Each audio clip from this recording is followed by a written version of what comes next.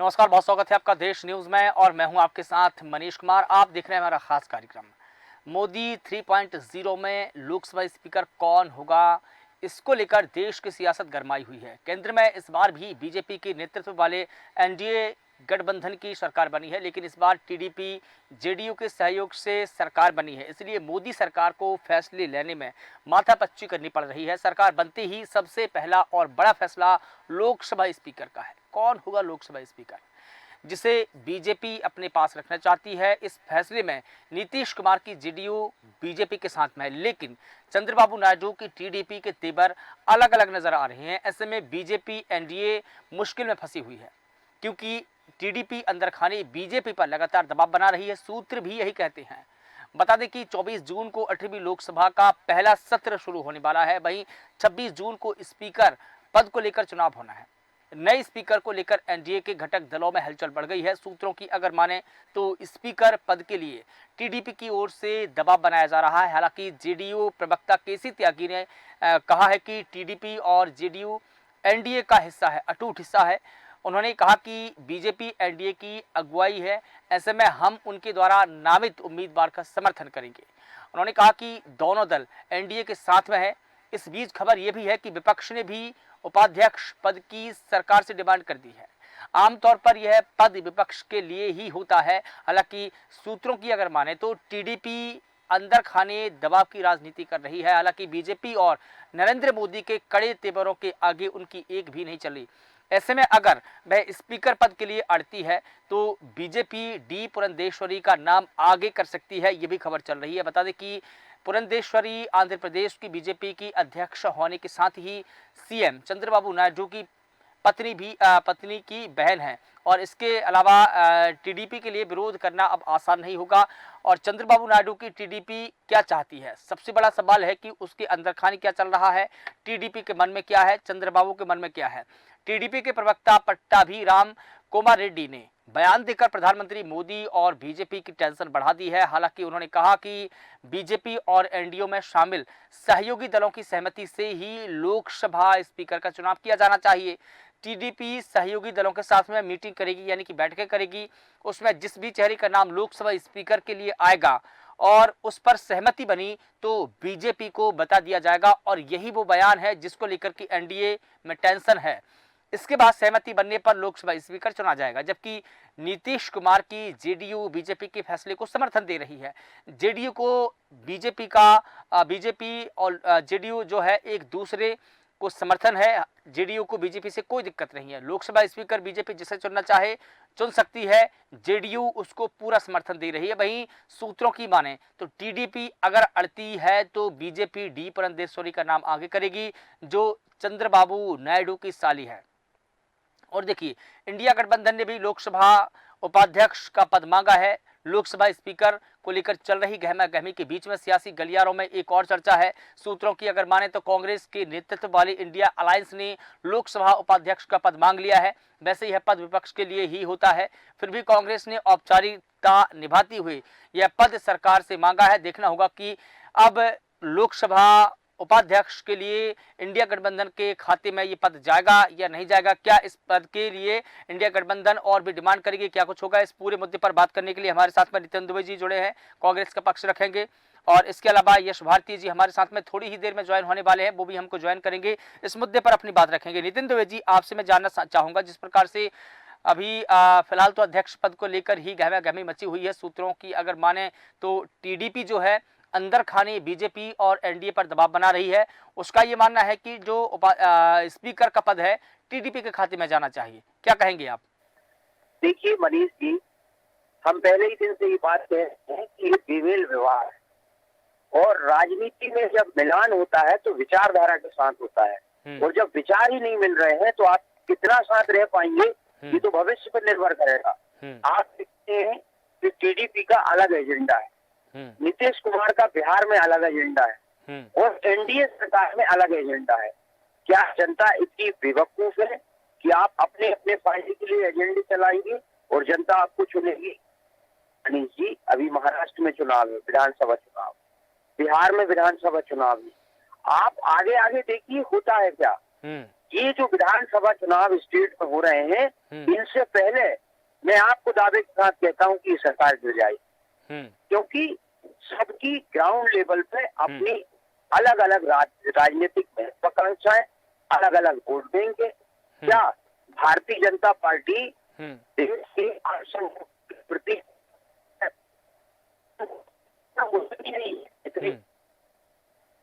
Bharatiya Janata party आदिवासी, दलित और शोषितों के साथ कैसा व्यवहार करती है, इस तरह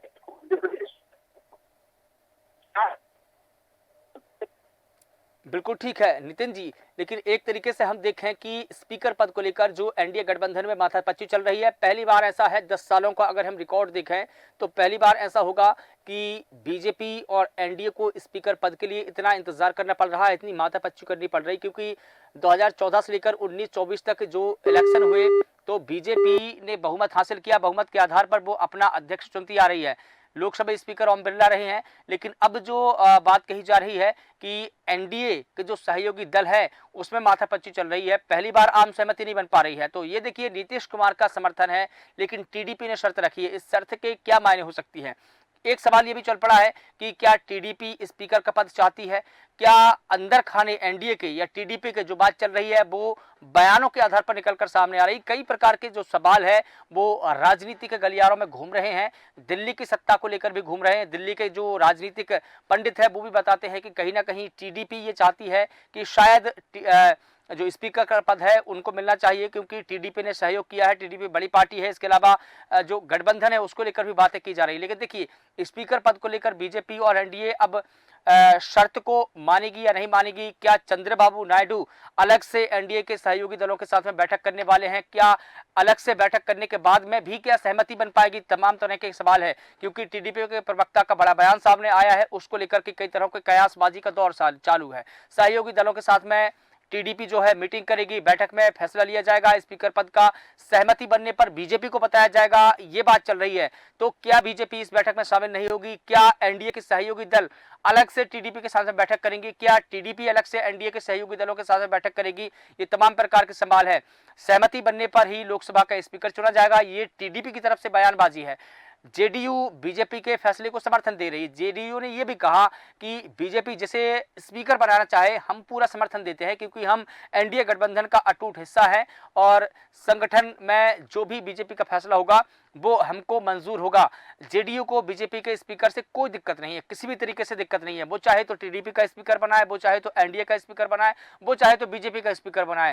जेडीयू का ये कहना है कि हम एनडीए गठबंधन का हिस्सा है तो बीजेपी का समर्थन हम करते हैं, बीजेपी जिसे भी स्पीकर बनाना चाहेगी हम उस स्पीकर के फैसले पर मोहर लगाएंगे, ये जेडीयू की तरफ से बयान है। लेकिन टीडीपी की तरफ से जो बयान है उसको लेकर के अब टेंशन बढ़ी हुई है। और 10 साल का रिकॉर्ड अगर हम देखें, 2014 से 19 तक का देखें, 19 से 24 तक का देखें, बीजेपी 10 सालों में जिस प्रकार से माथापच्ची नहीं कर पाई, ये पहली दफा है, क्योंकि अब वो दौर शुरू हो चुका है, गठबंधन का दौर है। ये फिर से हम देख रहे हैं कि गठबंधन का जो दौर निकल चुका था और ये कयास लगाए जा रहे थे, जिस प्रकार से बीजेपी ने नारा दिया कि 400 पार, अगर बीजेपी 300 पार भी हो जाती तो बीजेपी को ये जो माथापच्ची करनी पड़ रही है, जो दिक्कतें हो रही अभी चुनने में, वो दिक्कतें नहीं हो पाती। यश भारती जी हमको ज्वाइन कर चुके हैं, यश भारती समाजवादी पार्टी का पक्ष रखेंगे, उनसे भी जान लेते हैं।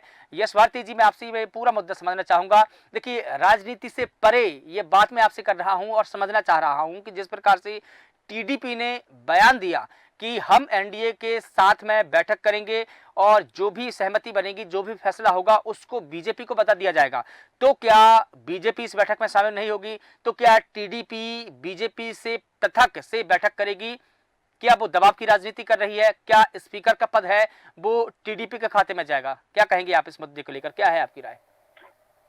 देखिए, टीडीपी और भारतीय जनता पार्टी की विचारधारा में जमीन आसमान का फर्क है।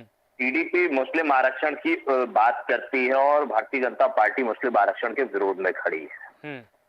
ऐसे कई मुद्दे हैं जिसमें टीडीपी के साथ भारतीय जनता पार्टी का मेल मिलाप बनता नहीं है। अब ये मजबूत सरकार बोलते बोलते मजबूरी वाली सरकार जो आई है, जिसकी बहुत सारी मजबूरी है कि इंडिया जो जीता है उसको हारा हुआ दिखाने की आवश्यकता है। तो लगातार अभी आप देखिएगा, अभी टीडीपी है, फिर जो अभी एनडीए गठबंधन की बड़ी मजबूती की जिनको बार बार गारंटी देनी पड़ रही है, क्योंकि ये उन्हीं की गारंटी नहीं है, नीतीश कुमार जी की पार्टी जनता दल की। जैसे केसी त्यागी जी ने भी गारंटी ली है कि हम मजबूत गठबंधन है, और सबसे ज्यादा अगर किसी पे शंका है तो जो ये गारंटी दे रहे हैं उन्हीं पे शंका की जा रही है कि ये आखिर कब तक रहेंगे। जिनको बिहार और देश में पलटू राम के नाम से जाना जाने लगा है, वो कब पलटी मारेंगे, ये सब इंतजार कर रहे हैं। और इसी बात से भारतीय जनता पार्टी घबराई हुई है कि कहीं नीतीश कुमार जी, टीडीपी या कोई और मजबूत उनका गठबंधन का घटक दल जिसके जाने से इस गठबंधन में फर्क पड़े, उसको कैसे रोका जाए, कैसे किया जाए, इस पे ये कश्मकश चलती रहेगी जब तक ये सरकार चलेगी। और टीडीपी अपनी अहमियत जानते हैं, अपनी विचारधारा जानते हैं, क्योंकि विधानसभा चुनाव भी साथ में हुआ था। तो उन्होंने जो अपनी क्योंकि क्षेत्रीय पार्टी है, उन्होंने जो जनता से वादे किए थे, जो दावे किए थे, उन्हें वो निभाने हैं।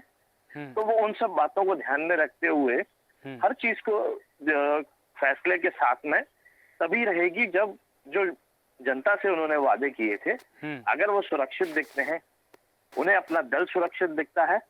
जैसे भारतीय जनता पार्टी का पुराना इतिहास है कि जिस भी सहयोगी दल के साथ इन्होंने सहयोग लिया उसको तोड़ने का काम किया, चाहे शिवसेना हो, अकाली दल हो, रामविलास पासवान जी की पार्टी हो, चाचा भतीजे को लड़वा दिया। ऐसे बहुत सारे लंबे उदाहरण हैं। और एक बार नीतीश कुमार जी पहले भी इनको छोड़ के इसी बात के लिए गए थे कि उनके दल के अंदर टूट फूट करने की गुंजाइश भारतीय जनता पार्टी तलाश रही थी। तो मुझे लगता है चंद्रबाबू नायडू जी पुराने नेता हैं, बड़ा अनुभव है उनका राजनीतिक, और अगर उन्हें उससे भारतीय जनता पार्टी से खतरा महसूस हो रहा होगा तो निश्चित तौर पर उस पर रोक लगाने के लिए इस तरीके से निर्णय लिए होंगे उन्होंने कि हम जो चर्चा करेंगे उसमें भारतीय जनता पार्टी शामिल ना हो, एनडीए गठबंधन के जो और दल हैं हम उनके साथ चर्चा करेंगे, उसके बाद हम फैसला भारतीय जनता पार्टी को सुनाएंगे जिसको जनता ने जनादेश नहीं दिया है। तो इसका मतलब हम ये समझें कि बीजेपी से पृथक ये मीटिंग होगी जिसमें एनडीए के सहयोगी दल तो होंगे लेकिन बीजेपी नहीं होगी। संदेश तो चंद्रबाबू नायडू जी की टीडीपी यही दे रही है कि हम एनडीए गठबंधन के घटक दलों से चर्चा करेंगे और भाजपा को बता देंगे। तो संदेश तो उनका बड़ा स्पष्ट है। अब उसमें भारतीय जनता पार्टी जबरदस्ती शामिल होना चाहती हो तो बात अलग है। अभी आप देखिए जिस तरीके की एनडीए की गठबंधन की बैठक हुई थी चुनाव परिणाम आने के बाद, उसमें उन्होंने उन दलों को रखा ही नहीं जो लोकसभा चुनाव में परिणाम दे पाए हों। जबकि जब सबसे पहली बैठक हुई थी इंडिया गठबंधन के बाद जो एनडीए की बैठक हुई थी उसमें ऐसी बहुत सारी पार्टी थी जिन्होंने आज तक चुनाव नहीं लड़ा या लोकसभा में जिनका एक भी सांसद नहीं है। तब बड़ा एक गुलदस्ता दिखाने की कोशिश करी थी भारतीय जनता पार्टी ने कि हमारे साथ बहुत सारे दल हैं, हम मजबूत गठबंधन है एनडीए का, लेकिन चुनाव खत्म होते ही जिनके पास कुछ नहीं है उनको हटा दिया और जिसके पास एक सांसद भी है उसको अपने साथ में रखा। और ये पक्षपात देखिए दिखा, किससे फायदा है किससे नुकसान है जब हमने उसमें देखा। ये तो नफा नुकसान तो सभी पार्टियां देखती है, किससे फायदा होगा किससे नहीं होगा, जिससे फायदा होगा उसे अपने पास ही रखेगी। नितिन दुबे जी आप दोबारा जुड़े हैं, मैं आपसे ये समझना चाह रहा था कि टीडीपी के प्रवक्ता पट्टाभी राम कुमार रेड्डी ने एक बयान दिया। उन्होंने कहा कि बीजेपी और एनडीए में शामिल सहयोगी दलों की सहमति से ही लोकसभा का स्पीकर चुना जाना चाहिए।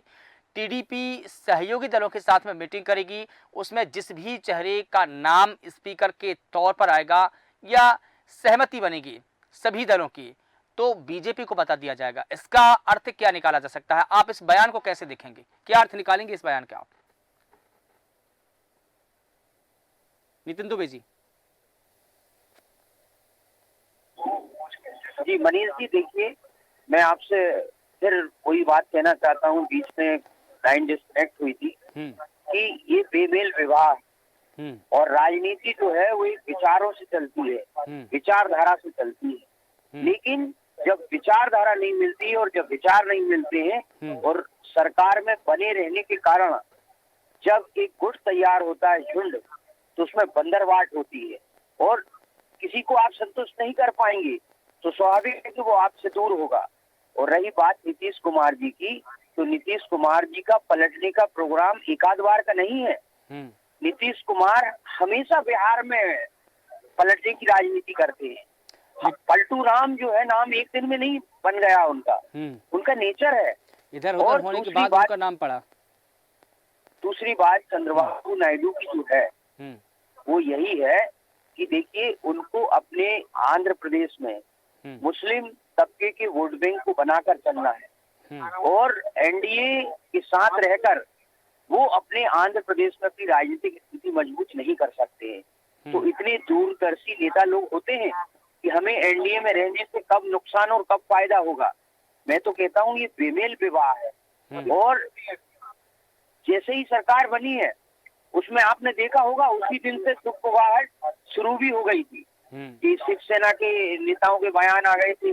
उसके बाद भारतीय जनता पार्टी ने ये कहना शुरू कर दिया था कि हम किसी के दबाव में नहीं आएंगे। भाई ये बातें हम तभी, मैं क्या कहूँ कि मैं किसी के दबाव में नहीं आऊंगा, ये बात मैं तब कहूंगा जब मुझ पर कोई दबाव बना रहा होगा, अनायास तो नहीं हो सकता। तो जितना अच्छा जो टीवी चैनल है, अखबार है या भारतीय जनता पार्टी के लोग हैं, जितनी सहज और सरल सरकार को चलते हुए दिखाना चाहते हैं, परिस्थितियां उनसे बहुत विपरीत है। क्योंकि अभी कुछ प्रदेशों में विधानसभा चुनाव आने वाले हैं और हर स्टेट की अपनी एक रिक्वायरमेंट है, हर नेता का अपना एक वोट बैंक है।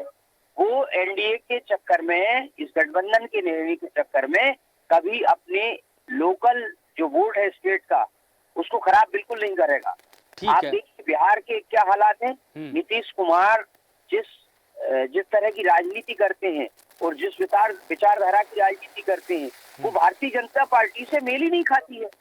चंद्रबाबू नायडू जिस विचारधारा की राजनीति करते हैं वो भारतीय जनता पार्टी से मेल नहीं खाती है। तो ये बेमेल विवाह हुआ कि नहीं हुआ? ठीक है। लेकिन एक और सवाल आपसे जानना चाहूंगा कि इंडिया अलायंस ने लोकसभा उपाध्यक्ष का पद मांगा है। हालांकि ये जो पद है विपक्ष के लिए ही होता है, फिर भी कांग्रेस ने कहीं ना कहीं औपचारिकता निभाई है और ये पद सरकार से मांगा है। क्या लगता है आपको कि उपाध्यक्ष का पद कांग्रेस या इंडिया अलायंस के खाते में जाएगा? देखिए, भारतीय जनता पार्टी तो वर्षों से कांग्रेस खत्म करने का नारा लगा रहे। कांग्रेस बचाओ भगाओ देश बचाओ, कांग्रेस भगाओ देश बचाओ। और कांग्रेस और विपक्ष के जो सहयोगी हैं उनके कितने नेताओं के पास साथ इन्होंने जुल्म किया है, झूठे मुकदमे दर्ज करवाए। बात जो है केजरीवाल जी की करें या राहुल जी की सदस्यता की बात करें या और कांग्रेस के प्रवक्ताओं को तक इन्होंने जो है निशाने पर लिया है। अब जो पद की आप बात कर रहे हैं वो तो एक संवैधानिक अधिकार है। भाई जिस तरह राष्ट्रपति को एक संवैधानिक शक्तियां प्राप्त है कि वो बड़े दल को निमंत्रण देते हैं तो सरकार बनाने का आमंत्रण दिया जाता है, तो उपाध्यक्ष का पद जो है वो किसी भारतीय जनता पार्टी या एनडीए की मेहरबानी नहीं है, वो एक संवैधानिक दायित्व है। और जो दायित्व कांग्रेस को मिलेगा उसको कांग्रेस पूरा करेगी उस दायित्व। मैंने वही कहा कि ये तो विपक्ष का अधिकार है। नीति है वो दमन चक्र की है, मनीषी मेरे कहने का आशय ही है। बिल्कुल। लेकिन अगर विपक्ष को, इंडिया अलायंस को, जैसे कि 26 जून को देखिए अध्यक्ष पद के लिए वोटिंग है, तो मुझे लगता है कि शायद उसी दिन भी उपाध्यक्ष पद के लिए भी स्पष्टीकरण हो जाएगा। लेकिन क्या अगर कांग्रेस की तरफ से या इंडिया गठबंधन की तरफ से किसी को उपाध्यक्ष बनाया जाएगा तो वो कौन नाम हो सकता है? किसको आगे करेगी इंडिया गठबंधन? नमानी जी सवाल आप दोहराइए। नितिन जी, मैं ये जानना चाह रहा था कि देखिए 26 जून को स्पीकर पद के लिए वोटिंग होनी है और चुन लिया जाएगा उस दिन वोटिंग होने के बाद में। मुझे ये लगता है कि उपाध्यक्ष का जो पद है, उपाध्यक्ष की जो पोस्ट है, हो सकता है कि उसी दिन उपाध्यक्ष के लिए भी चुन लिया जाए। लेकिन अगर इंडिया अलायंस किसी एक नाम को आगे करेगा सभी सहयोगी दलों में से, तो वो नाम कौन हो सकता है? किसको आगे किया जाएगा? देखिए, ये नाम बताने के लिए कोई भी एक पदाधिकारी या नेता अधिकार नहीं रखता है। ये तो जब गठबंधन में है तो ये तो गठबंधन के सब लोग ही मिलकर ये तय करेंगे कि नेता कौन होगा, उपाध्यक्ष कौन होगा। ठीक है। और जो होगा मनीष जी वो आपके सामने होगा। ठीक है। और दूसरी बात ये है कि देखिए, जब हम सब मिलकर सबको लेकर चलते हैं तो ऐसा तो नहीं है कि पद के लिए हम अपने आप को आगे करें। उनकी राय जरूरी है, उनसे मंत्रणा जरूरी है। और जब इंडिया गठबंधन के जो सारे नेता बैठेंगे और उस मुद्दे पर विचार होगा, उस नाम को विचार होगा, उस नाम पर विचार होगा, तो ठीक है। सभी एक स्वर में सहमति देंगे उसकी और ठीक है। सबके लिए मान्य होगा। यश भारती जी से सवाल ले लेते हैं। यश भारती जी, मैं उपाध्यक्ष पद को लेकर के सवाल कर रहा था नितिन जी से, उन्होंने गोल मोल जवाब दिया। मैं सीधा सीधा आपसे पूछना चाहूंगा कि अगर उपाध्यक्ष का पद के लिए अगर किसी एक नाम को आगे किया जाए तो क्या समाजवादी पार्टी अपनी पार्टी से किसी एक नाम को आगे करेगी? क्योंकि कांग्रेस के बाद में कोई बड़ी पार्टी बनकर उभरी है तो वो है समाजवादी पार्टी। देखिए मनीष भाई, बड़ी स्पष्ट स्थिति है। हमारा गठबंधन है और हम लोग मिलकर के फैसले ले रहे हैं। जब मिलके फैसले लेंगे तो जो भी हम लोगों की आपस में बात होगी, जिस पर सहमति होगी, जो चर्चा में चीजें आएंगी, उस हिसाब से हम निर्णय लेंगे। नहीं, ये तो बीजेपी हमारे का यहाँ बयान कोई है। गोलमोल बात नहीं। सुनिए मनीष बीजेपी भाई, वाला बयान है, हमारे यहाँ कह रहे हैं। मनीष भाई, हाँ, हमारे यहाँ कोई गोलमोल बात नहीं है। हाँ, हमने मीटिंग करी और स्थिति स्पष्ट कर दी, हम सरकार बनाने नहीं जा रहे हैं। हाँ, हमने किसी तरीके की संभावनाएं नहीं तलाशी। दूसरी बात, मुझे ये बताइए, एनडीए की कौन सी बैठक हुई जिसमें नरेंद्र मोदी जी को नेता चुना गया हो, या भारतीय जनता पार्टी के संसदीय दल की कौन सी बैठक हुई जिसमें नरेंद्र मोदी जी को नेता चुना गया हो? तो एनडीए की हम बैठक हुई है लगातार ना? इसी बात पे बात कह रहे हैं, चुनाव के बाद भी और चुनाव से पहले भी। ये लोकतंत्र खत्म करना चाहते हैं, संविधान खत्म करना चाह रहे हैं। जिन लोगों ने भारतीय जनता पार्टी को वोट दिया और सांसद बनाया, जिन लोग, उन सांसदों का अधिकार था कि वो अपने संसदीय दल का नेता चुनते, लेकिन भारतीय जनता पार्टी ने अपने संसदीय दल की बैठक तक नहीं बुलाई है। लेकिन एनडीए ने बुलाई ना। यहाँ नेता चुना नहीं जाता है, नेता थोपा जाता है एनडीए के अंदर, भारतीय जनता पार्टी के अंदर। और हमारे यहाँ इंडिया गठबंधन में सहमति के साथ में तमाम विचार हैं। अपने अपने विचार रखने के बाद जो सहमति बनेगी वो निर्णय आप लोगों के सामने खुल करके बताया जाए। कोई उसमें छुपा छुपाई वाली बात नहीं है। हम लोग गठबंधन में आए, जो भी निर्णय रहे आपके सामने रहे। कई जगह हम लोग एक साथ लड़े हैं, कई जगह हमारी कुछ सीटों में सहमति नहीं बनी तो भी हमने अपना निर्णय स्वीकार किया है। तो स्थिति स्पष्ट है, उसमें कहीं गोलमोल वाली बात नहीं है। समय का इंतजार कीजिए। ये जो मजबूत होने का गारंटी दे रहे हैं कि हम मजबूत गठबंधन है एनडीए, आप देखिएगा सबसे पहले गारंटी इन्हीं की फेल होनी है। चलिए ठीक है, किसकी गारंटी फेल होगी, किसकी गारंटी पास होगी, तमाम जानकारी के लिए आपका बहुत शुक्रिया दोनों का। तो बता दें कि अब लोकसभा स्पीकर के लिए गहमागहमी है, कौन बनेगा स्पीकर, ये सवाल अब सियासी गलियारों में चल पड़ा है। एक तरफ एनडीए गठबंधन की बैठकों पर बैठकें हो रही है, लेकिन स्पष्ट नहीं हो पा रहा है कि बीजेपी या एनडीए में जो माथापच्ची है उसको लेकर कि कौन स्पीकर होगा। और हालांकि जो टीडीपी ने बयान दिया है उसको लेकर के बीजेपी और एनडीए में एक टेंशन और है, क्योंकि टीडीपी ने जिस तरीके से जो बयान दिया है वो कहीं ना कहीं दोनों ही एनडीए गठबंधन में और बीजेपी में दोनों में ही खलबली मचाने वाला बयान है। क्योंकि उन्होंने ये कहा कि एक प्रकार से अगर ये देखा जाए कि अगर नीतीश कुमार ने समर्थन दिया है तो टीडीपी ने शर्त रखी है। उन्होंने कहा कि हम अलग से एनडीए गठबंधन की एनडीए के जो अलायंस है, जो गठबंधन के घटक दल है, उसके साथ बैठक करेंगे। उसमें जो भी फैसला होगा, जो भी सहमति बनेगी, उसके आधार पर हम बीजेपी को बता देंगे। तो इस बयान के कई प्रकार के मायने निकाले जा रहे हैं। सियासी गलियारों में इसको लेकर के खलबली है। फिलहाल देखना होगा कि स्पीकर कौन होगा। 26 जून को स्थिति स्पष्ट हो जाएगी। फिलहाल देश न्यूज के खास कार्यक्रम में बस इतना ही। मुझे दीजिए इजाजत। नमस्कार।